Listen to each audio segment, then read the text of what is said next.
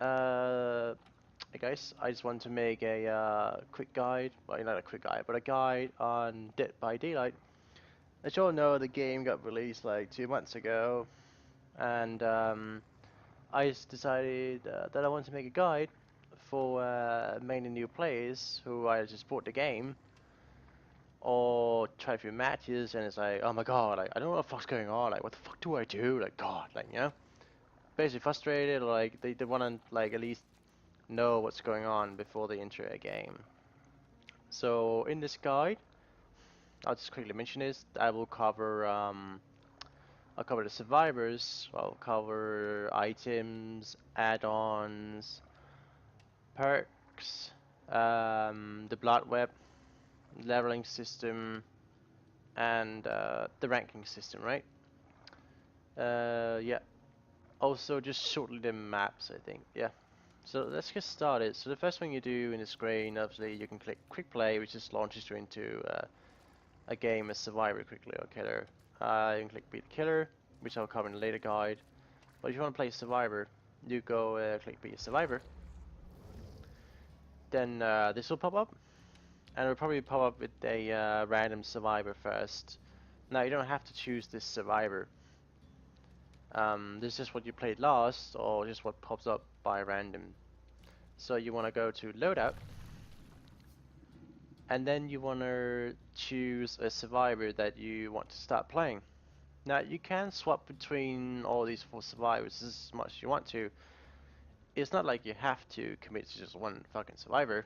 You can choose, so you can play one game as this girl, you can play one game as this guy, and then swap to her if you want to, or just keep playing one person. Um, Basically, at the moment there are four survivors, and later on they are gonna add more survivors. So I will just go over these survivors quickly, because you obviously want to pick a survivor that sort of like suits your style. Um, so basically, these four survivors each are each unique in the fact that they each gain unique perks, and perks are something.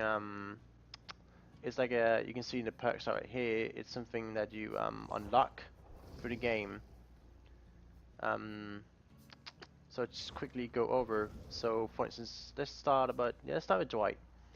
Dwight is the leader of all the survivors. Basically, he gets certain bonuses to inspiring people to make them work harder on generators, which is useful because if you work together on generators, you get more points for co-op actions. Um, he also works faster when other people is near him, so he gets like indirectly inspired by others. So you want to like sort of grow up with Dwight. Dwight can also has like an aura reading ability where he's able to find other survivors that are near him. Doesn't have the biggest range, but it's good enough so you can like see, okay, this survivor has been like down or something, or like maybe I should go and check this out. Maybe I can heal it. Maybe we can work on a generator together. So you want to like group up with Dwight and you want to work together with people. Now Meg is like the sporty one. She is quick and quiet. She is one of the survivors that gets the sprint perk, which allows her to move really, really fast for the first few seconds. That allows her to actually outrun the killer, because in this game, the killer is actually faster than the survivor. So you need to outsmart. But we make for the first 3 seconds with this perk, you can actually outrun the killer, which is pretty good. Now it's also required in the fact that she gets a perk called Vault that basically diminishes the noises you make when you jump over windows or hide in lockers. Um, it's really cool because basically what happens when you jump over these windows, it makes like an audio cue and a visual cue for the killer. So like on his screen you go like you hear like like this noise, and like this big black circle will appear where he jumped over the window. So he will know you're there. Now Vault then basically means that this visual cue will be less at a less distance and it won't be as much noise. So he'll be harder to detect you. So you can get away with doing stuff like this. She also has like a perk called Adrenaline, which means that when the exit gates open, if she's injured or down, she will then fully recover. So she's sort of like more single-minded. Now let's move over to Claudette. Now, if you like healing people, And if you like working, like saving people, Claudette is like a really good survivor to pick. She's basically the medic of all the survivors. She has certain perks that allow her to heal herself without any items. She can heal people faster, and she can also detect survivors at a fairly long range if they are downed or injured. So basically, like, if someone's injured or down, you can run over to them and heal them. And this gives a lot of points as well, and it also helps your team survive longer, so you can have more time to escape. Then we go down to Jake. Now, Jake is the saboteur of all the survivors. He has a special perk that allows him to sabotage hooks, for instance, and hooks in the game are used for the killer to sacrifice the survivors. This killer cannot kill the survivors without sacrificing them at the hook, unless he has a special perk, or like, so not perk, but a special offering, which I'll cover later, that allows him to kill them by hand. But in a normal game, you have to sacrifice them. So Jake can go and sabotage these hooks, which is really annoying for the killer because he has nowhere to hang them up. Now he cannot sabotage the basement hooks, but there are random hooks placed around a map that you can sabotage, which means the killer will have to travel longer, and thus you can maybe give the survivors more time to escape.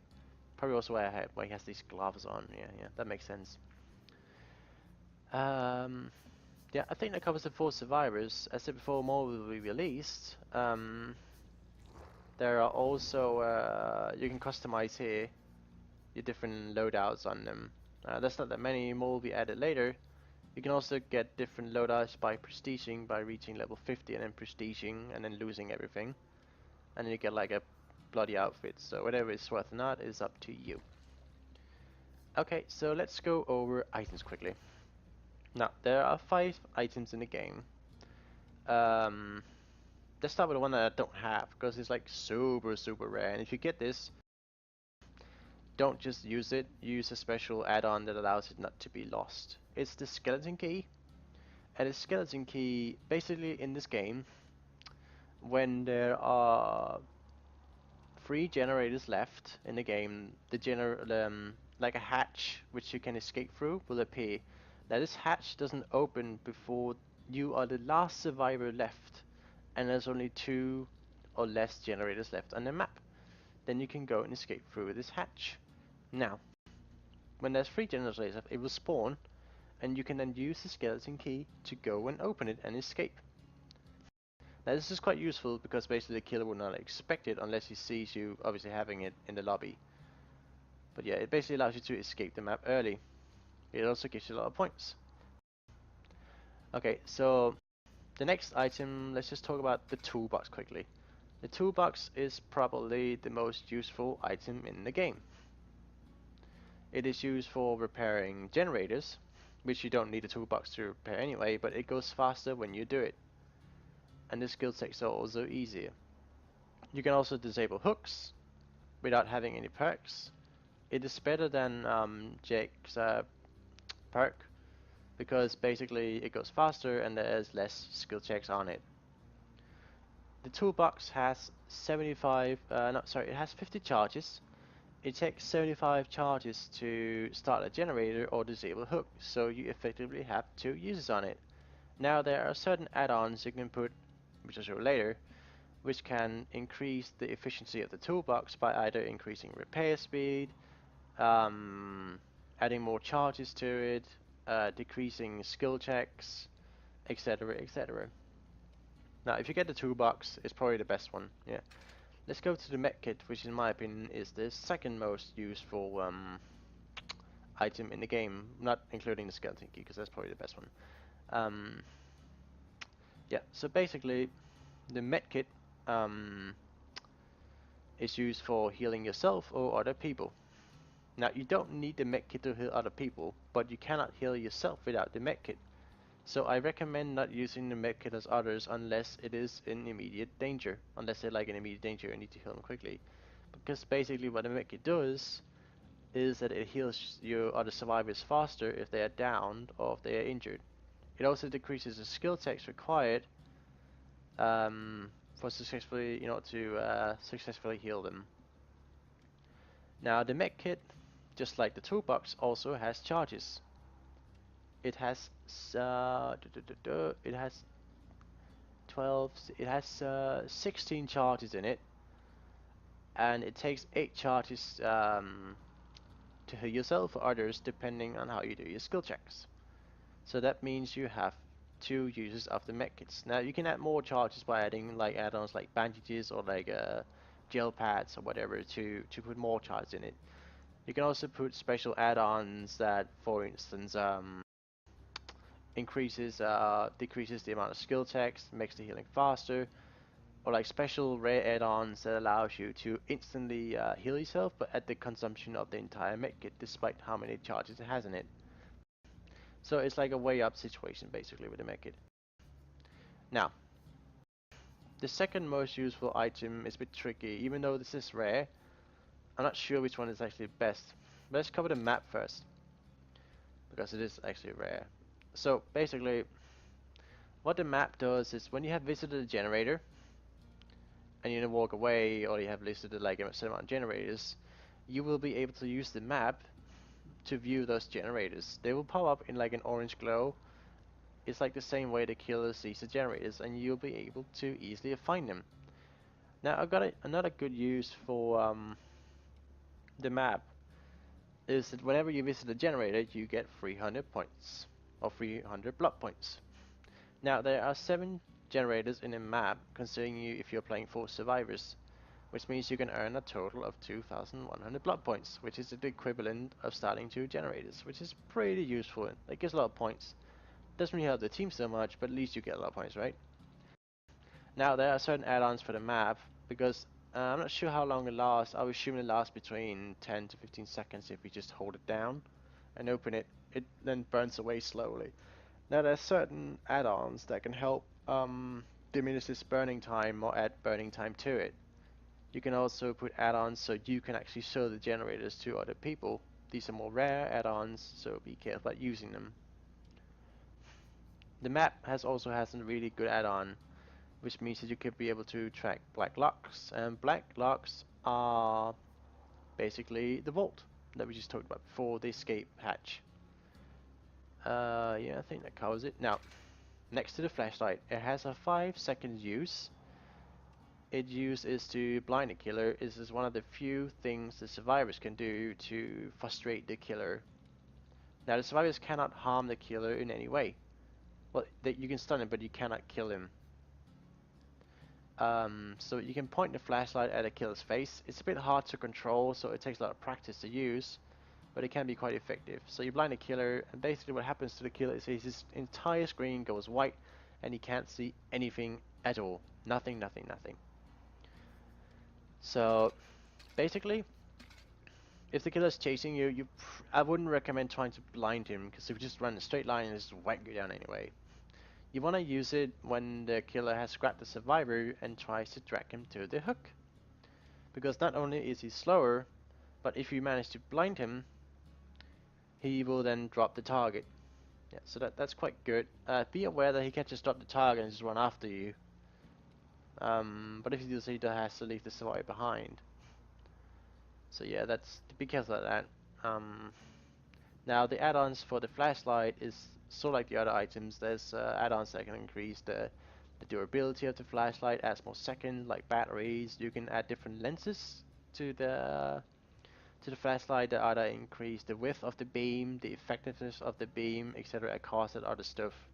So for instance, there's like a lens that does like so you can increase the width of the beam, but it won't extend as far. So you have to get closer, right, and stuff like that. Um, those are the 5 items. Now, just to quickly talk about how to just in general use them. Now, when an item is about to run out, be it a flashlight, be it a toolbox, the medkit, or the map, do not use the last charge or the last second on it. Because if you escape an item, you get it back, including all the add-ons. I tried this a few times myself because I was a bit in doubt, but it actually works. So if there's like 2 charges left on the toolbox, or like 4 charges left in the medkit, and like you don't really need it, and you're not going to heal anyway, because if you have 4 charges left in the medkit, you can't heal anyway, because you need 8 charges. Try and escape with it, because if you escape with it, you get it all back, all charges are restored, and all add-ons And basically, these items are kind of expensive when trying to purchase them in the Blood Web, which I will show in a second or two. I think that covers the items quite well. So let's now go to the add-ons. So basically what you do is that you go here and you be like, oh, okay, I want to select the toolbox. Then there are two add-on slots. Um, and you can then choose two different add-ons. You cannot choose two of the same. You can't. Even though it says stacks, you can't. But the way it says stacks is that you have like this one that adds 25 charges to the toolbox. You can then stack it with this wire spool that adds 50 charges. So this together will give you like an extra generator basically. Yeah. So when you use these add-ons, it's very important that you optimize your, basically do not use items without the add-ons. You need to use these in order to effectivize the item most. And this goes for, so when you put the add-ons on and the item, it's important to use like a relevant offering as well. So basically, if you choose the toolbox, it's important that you choose an offering that benefits the toolbox. So now I don't really have one, but like it could be like an offering that gives extra point for starting generators, right? That makes sense because that's what you want to do with the toolbox. So that'll be like objective categories. Now let's just quickly cover how offerings work. So basically, at the beginning of the game, this is the start. Let me just show it again here. Here it is offering. You choose an offering, and this offering is expended. You will lose the offering. You cannot get it back even if you survive the game. You will not use it. It will not be expended in private matches or with friends. Same for items in private matches. Um, so basically, with offerings, what was it? Okay, so the different offerings. The offerings that gives bonus in your block points, so they can increase the block points you have. There are certain offerings that can add more or less hooks to the game, like this one. There are offerings that can change the environment as well. Like for instance, you can increase the amount of moonlight, more or less. You can, for instance, okay, say all survivors start together, or all survivors start separately, right? There's way a lot of fucking different. There are also offerings for different maps. Now there's 3 different maps in the game. Let's just cover this quickly. There is McKillen Estate, there's Coldwell Farm, and there is Auto Haven Wreckers. Now you might be like, oh, only fucking 3 fucking maps, but the thing is like these maps are procedurally generated, which means no map is exactly the same. The generators will spawn different places. The hatch will spawn differently, buildings will moved around, so the map is not entirely the same. So it makes for a different game every time, and you need to be very keen of your bearings and where to go. Because yeah, it's all different every time. Now you can also increase the mist, which is like a fork, either lessen or increase it. I think it just quickly covers all the different categories. Oh, there's also luck. Luck, basically, because like it doesn't explain what it is, but basically what the community has defined luck is that it increases your chance to get off the hook. So basically, when you get hooked as a survivor, you press M1 to try and get off, and there's like a small 5% chance that you will get off. Now this increases that chance. I'm not sure what the exact count is, but it's quite low. I think that covers the offerings quite well. Now, in order to get add-ons, items, and offerings in general, you will need to go to the Blood Web. Which is like this giant web. Where you can expend block points to gain certain items. I'll cover the block points just in a second. So as you can see here, the inner circle costs only 3,000 block points, which is not a lot. The next layer is 5,000, and then it goes to 8,000. It doesn't go higher than that, at least not what I know. Maybe on this very edge, once you reach this, it might be like, I would assume it would be like 3, 5, maybe 12, 10, I'm not sure what the fuck it would be. Or it probably might be higher, might be the same. Definitely not going to be lower. So the longer, the further out the block where you go, the higher the prices for the items will be. and also the rarity will be higher. As you can see, it's got here. There's like uncommon, uncommon, rare, uncommon. Just and the closer you go, and you just get common offerings. Sometimes you're lucky to get like a rare item. So if you do, take the rare items first. Now, in the beginning of the game, when you open the blood web, it's gonna look something like. Let's go to one of the other survivors. It's gonna look like this. Right? It's like there's not much, and you can just basically choose whatever you want. But as you, I think it's like after level 10, the entity, which is like the thing on the map that wants to try and kill you and get entertained, will start eating these away. So you have to try and pick which items and offerings and add-ons that you want. Now, obviously, let's take Meg again here because that's the character I have excelled threats with.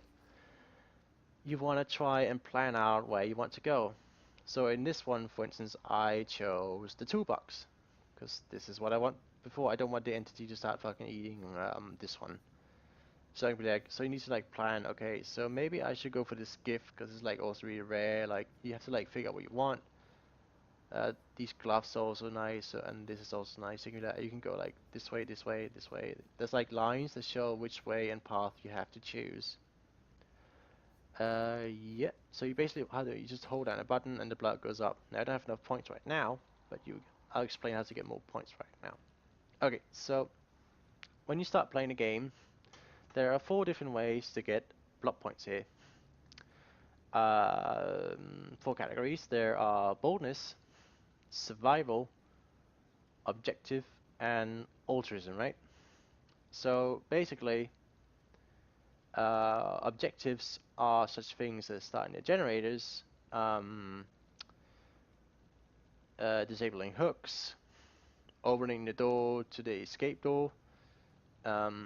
Basically, things that allow that helps you progress towards escaping. That's objectives. Then we have altruism, which is helping people. So it could be like meeting up with survivors. It could be working together on a generator. It's like co-op action. It could be distracting, so taking a hit for another survivor gives like 250 points, I believe. Um, it could be unhooking someone. So if someone gets hooked, you run up to the survivor and press M1 and you drag him down. It gives like 1,000 points. It's really insane. So that's altruism. It's also healing, obviously, but and helping people up. If I didn't already mention that. Then there is survival, which is basically escaping through the main door. It is escaping through the hatch, and also it is also unhooking yourself from the hook, I believe. Next one is boldness, which is interactions with the killer. So it could be like getting chased by the killer, escaping the killer. It could be going down to the basement. It could also be stunning the killer and flashlighting the killer, I believe. And the like stunning killer gives like 1,000 points, and you do this by knocking a wooden panel on him if he tries to chase you. These are scattered around the maps. Um, yeah, that's the way you get blood points basically. So um, basically, once you fill out this entire thing, this entire blood web, you will then rise in the level. It will pop up with a new, and each of these blood points, by the way, are procedurally generated. So it's not like you will know what comes next if you play with another character or you played the game before. It's all random, right? So it's never the same. You can get it to level 50. Once you get it to level 50, you can then prestige and you go back to level 1. You lose all your perks, all your items, all your add-ons, and all your offerings. You do have to keep the perk slots, but in the end, you get a cool outfit with like blood shit on it. So if it's worth it, if you feel like it's worth it, you can do it. I might do it to be honest, just for the fun. Um, Okay, so basically, when you play the game, just quickly, um, there is this is about survivor rank. Quickly, I'll mention this. You can survive the game, actually escape, and still lose a rank. Now, there's like a threshold, so you need a certain amount of blood points in order to actually climb a rank. And I think it's for 15 and above. I think it's like 10,000 blood points. And I'm don't like not sure, but like as you keep climbing in rank, this threshold will increase. Now the lowest rank is level 20 and the highest is level 1. and you see like these rips here. I think they're called like diamonds or whatever. Once you get like in the beginning, it's only 3 you need, but once you get 4, you will climb to level 14, and then 13 of whatever, and then next and next, right? So, um, yeah, so sometimes you will find yourself having to stay back in the map and actually start extra generators just to get that threshold. So you basically have to contribute to the team in order to escape. You can't just sit in some locker the entire fucking game, which I have seen sometimes, and be like, oh my god, I won the game out of doing the game, blah blah blah. Like, no, that doesn't work. You have to actually do something. I think that covers the levels. Let me just quickly check. Did we cover everything? Levels, rank, survivors, customization. Oh, let's talk about perks quickly. Because apart from the unique perks, there are also custom perks, which which every single survivor can take. So, like for instance, Meg is like she has those are her unique perks. It is adrenaline, it is sprint burst, and as well these are hers, and these other survivors cannot get until Meg reaches level 30, and then teaches them to the other survivors. Until then, no one else can get them. Now, in my opinion, when choosing which perks to use, you want to choose perks that are viable in most every situation. You don't want to choose too many situational perks because you do not know if these perks are going to be useful or not. Um, so basically, oh goddamn Facebook. Okay, sorry, it's a bit distraction.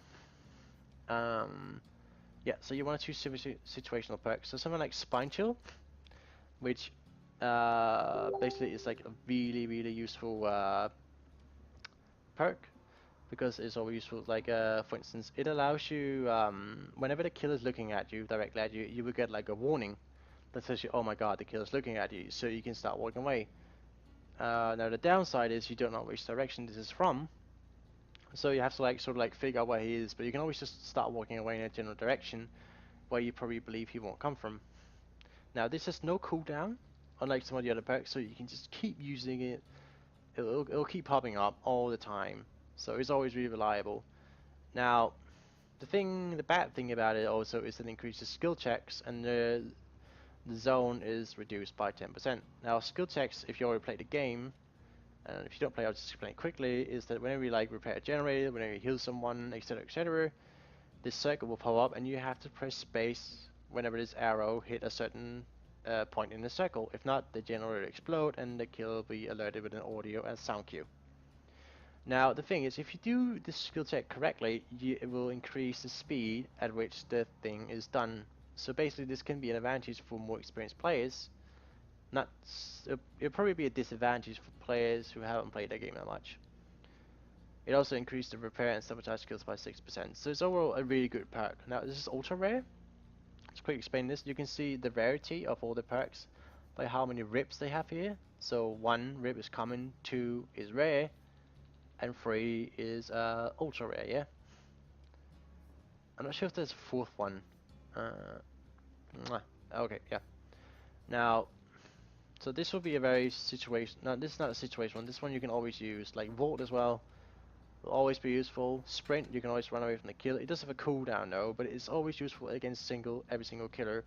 Quickly, the Spine Chill is always good against the Cloaker because you don't get a heartbeat when he's around. So this is like a way of you warning when he's coming near you. So something that'll be situational would be like Adrenaline. It'll be Dark Sense. It'll be Small Game. It will be No One's Left Behind. Like these 4 perks, for instance, is very situational. It's like it's only useful if you get down and the gates are open. There's no guarantee that you'll ever make it that far, so don't try and use these unless you have like some sort of plan or like thought behind it. Now the perks that I've chosen for my character is Spine Chill. It is Sprint, and it is Lightweight, which allows your footstep to be less, 1 second less than normal. Now this is going to be better once it ranks up. And then I hypocritically choose a Small Game. And you can be like, what the fuck would you do that? Like, it's fucking stupid. You just told us not to do it. Okay, so the reason why I do this is because basically it shuts down the trapper completely because it allows you to see the traps. On top of that, the Trapper is at the moment the most the most successful killer at the moment, and also the most picked one. So there's a high chance you will face this guy, and it shuts him down completely. Now, as the game starts getting more and more killers, this will become a less and less viable perk because there'll be less chance of you facing. So I'll probably take it away, but it's really good perk. I was playing game wide, it's so fucking good. Once we start those videos. Okay, I think that covers the perks quite quickly. Now, obviously, let me know in the comment section if there's any question you have, and I'll try and answer them as good as I can. I think. Oh, there's also daily rituals. Now, these daily rituals is something that gives you extra blood points, and I think they can also help. I'm not sure if they can help you towards your ranking once you do them. But basically, if you go like here, like rescue 7 survivors from the hook with make Thomas, right? So you have to play the survivor, and you have to like basically pull off the hook, and you get like a reward. Now, if you don't like them, after you have like that's like you can have like 3 daily rituals max. And if you don't like one of them, you can click them once the new one arrives, and it will like remove them. Because I'm not gonna play the rave really. Like I might not play this survivor, so but anything with Meg I would like. So you just keep those. I think that covers the setup for the survivor. Again, if you have any questions, you can just ask in the comment or whatever, or PM me. I will make another video where I will explain all the items in game and how they are used, and I'll actually show you. And I'll make another setup video for the killer and gameplay for the killer. Well, thank you for watching and have fun.